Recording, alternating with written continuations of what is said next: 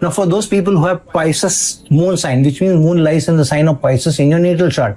Now, this is a very important period because Saturn is already transited into your Pisces sign and getting conjunct with moons. Over the next 2.5 years, Saturn is going to remain with moon. So this is the strong peak period of Sadesati which you are in. Now this is important because with Ketu now going into the sign of Leo in transit, Ketu being the south node of the moon, Rahu is the north node of the moon, Ketu is the south node of the moon. So wherever Rahu and Ketu will transit, whichever sign, whichever house, whichever planet they get conjunct with in the transit, they will also influence how the moon thinks, how the moon focuses, how the moon makes choices, how the moon makes decisions.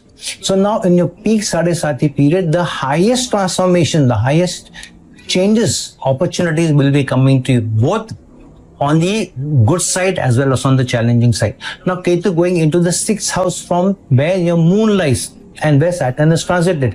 So 6th house is the house of enemies, inimical forces, people acting behind your back, debts, loans, but also relations with people who work below you. So Ketu is telling you, if you want to overcome problem, challenges and inimical forces of people who are working with you or below you to become enemies, so bring in the transformation in how you think, how you act.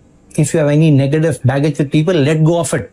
And you take the responsibility and accountability for it. Why responsibility and accountability? Because Ketu has gone into the sign of Leo, which is about leadership, which is about accountability, which is about responsibility, being ruled by Sun. So if you're taking the responsibility and accountability for the change in your equation with your colleagues and with people who work below you, then your career is going to go through a transformation and change and make gains. Ketu's 5th aspect is on the 9th sign of Sagittarius, which is also the 9th house of the Kalpurush Kundli. So high gains are coming to you through your ability to bring in a transformation of how you're working with others, which is very, very important. And this is even critical because now you are in peak Sadesati period.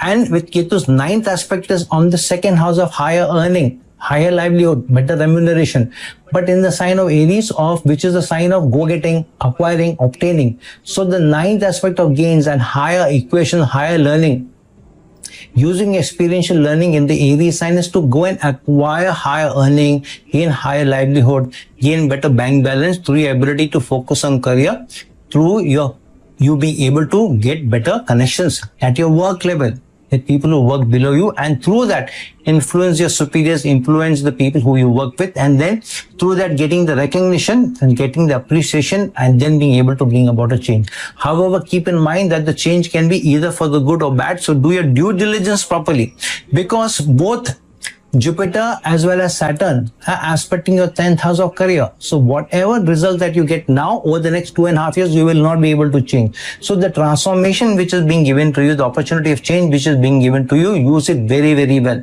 Especially because Moon and Saturn both aspecting your 6th sign in the Kalpurush Kundli, and Ketu is placed in the 6th house on the Kalpurush in the moon sign, from moon sign perspective. So 6th house, people who are working inimical forces are strongly getting activated. So use your ability to be able to transform the equation, transform the characteristic, transform your approach to work with them, and then be able to make gains in your career, where the opportunity surely coming to you.